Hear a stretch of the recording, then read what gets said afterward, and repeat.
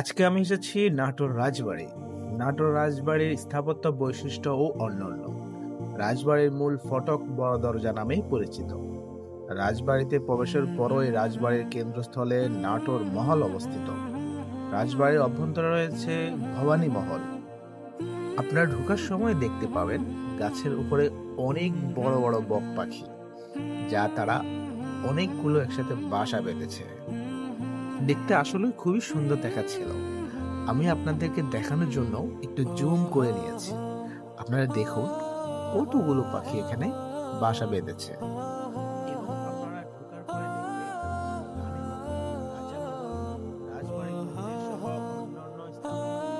রাজবাড়ির দক্ষিণে রয়েছে দেবী ভবানীর মন্দির। রাজবাড়ির উত্তর অংশে রয়েছে রাজবাড়ি দিঘি।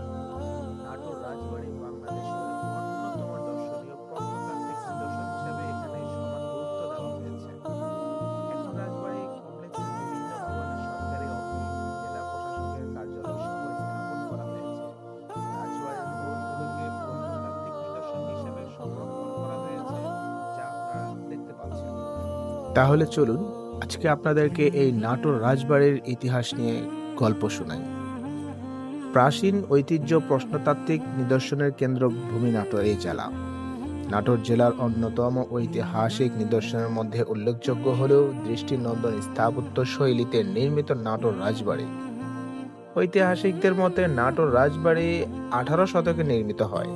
রাজবাড়ির মধ্যে রয়েছে নাটোর রাজবাড়ির পরিবারের মহল, মন্দির, ঐতিহ্যবাহী দিঘি ও অন্যান্য পুরাকীর্তি।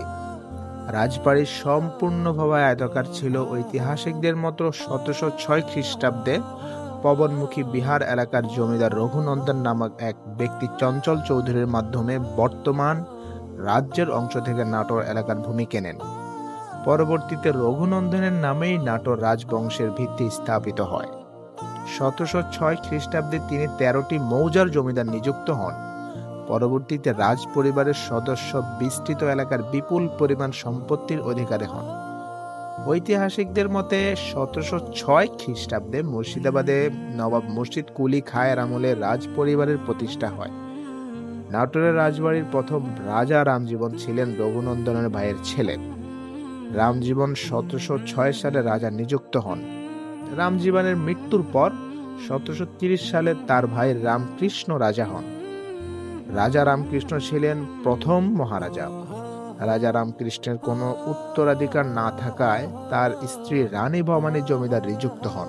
রানী ভবানীর সময়কালেই নাটোর রাজবাড়ির সর্বোচ্চ সমৃদ্ধি লাভ করে। রানী ভবানী প্রজাদের প্রতি ছিলেন অত্যন্ত দয়ালু। দয়ার সাগর রানী ভবানী নামে তিনি সর্বজন বিদিত ছিলেন। ইংরেজদের নিকট হতে তিনি রানী উপাধি লাভ করেন। নাটোরের রাজবাড়ি রানী ভবানীর সময় সর্বাধিক বিস্তৃত হন। ঐতিহাসিকদের মতে রাজা রামজীবনের মৃত্যুর পর রানী ভবানী প্রায় 1748 খ্রিস্টাব্দে নাটোর রাজবংশের দায়িত্ব গ্রহণ করেন। তিনি নাটোর রাজবাড়িকে স্থাপত্য ও শিল্পে অনন্য এক নিদর্শনের রূপ দেন। রাজ পরিবারের সদস্যরা সংস্কৃতি, সাহিত্য, সঙ্গীত, কলা, ধর্মে পারদর্শী ছিলেন। এবং আমি যতটুকু জেনেছি 1822 সালে রানী ভবানীর পর রাজবংশের উত্তরাধিকারী হন রাজকৃষ্ণের আত্মীয় রামনাথ। 1950 সালে জমিদার প্রথা বিলুপ্ত হয়। বিলুপ্ত হলে নাটোর রাজবাড়ির পরিবারের প্রভাব ও ঐশ্বর্য বিলুপ্ত হয়। বর্তমানে রাজবাড়ি কমপ্লেক্সের মধ্যে ভবনগুলোর অনেকাংশ ভগ্ন দশায় রয়েছে। এই যে আপনারা দেখতে পাচ্ছেন, এখানে রানী ভবানীর 4টি মন্দির রয়েছে ছোট ছোট, যেখানে তিনি এক এক দিন এক এক সময় এক একটা ছোট ছোট করে তিনি পুজো করতেন। অনেক আগের এই বিল্ডিংগুলো এখনো খুবই সুন্দরভাবে দেখা যাচ্ছে। নাটোর রাজবাড়ির রানী ভবানী ছিলেন অত্যন্ত ধর্মপ্রাণ ও ভক্তিশীল একজন নারী।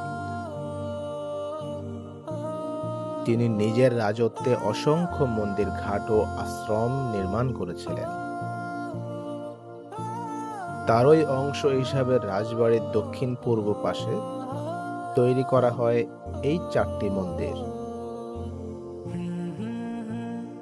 যাকে সবাই এখন 4 বাংলা মন্দির নামে চেনে।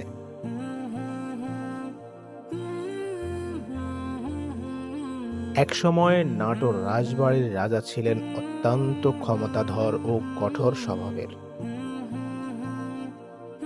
রাজবংশের ক্ষমতা টিকিয়ে রাখতে তিনি নিজের রাজত্বে অন্যায় বা সামান্য অপরাধেও কঠোর শাস্তি দিতেন।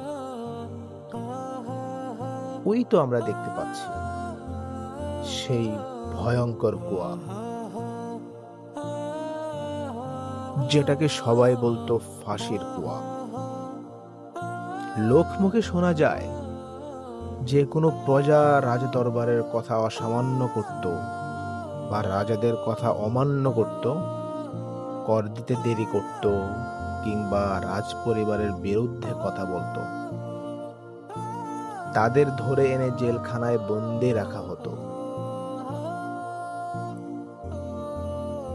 এরপর যাকে রাজা অপরাধী মনে করতেন তার বিচার হতো না, সরাসরি ওই কুয়ার পাশে ফাঁসি দেওয়া হতো এবং মরদেহটা নাকি এই কুয়াতেই ফেলে রাখা হতো।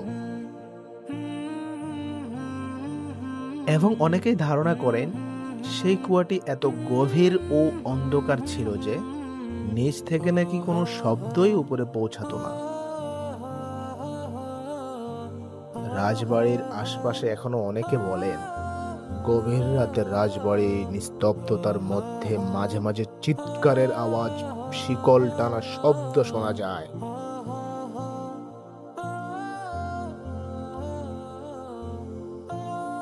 এই কারণেই আজও নাটোর রাজবাড়ির সেই কুয়াটি ফাঁসির কুয়া নামে পরিচিত, যেখানে রাজাদের অন্যায় শাসনের নিদর্শন হিসাবে সব নিরপরাধ প্রজার মৃত্যু ঘটেছিল বলে লোকমুখে প্রচলিত আছে। এবং আপনারা দেখতে পাচ্ছেন আমি যে সিঁড়ি বেয়ে উঠছি, সত্যি এই সিঁড়িগুলো দিকে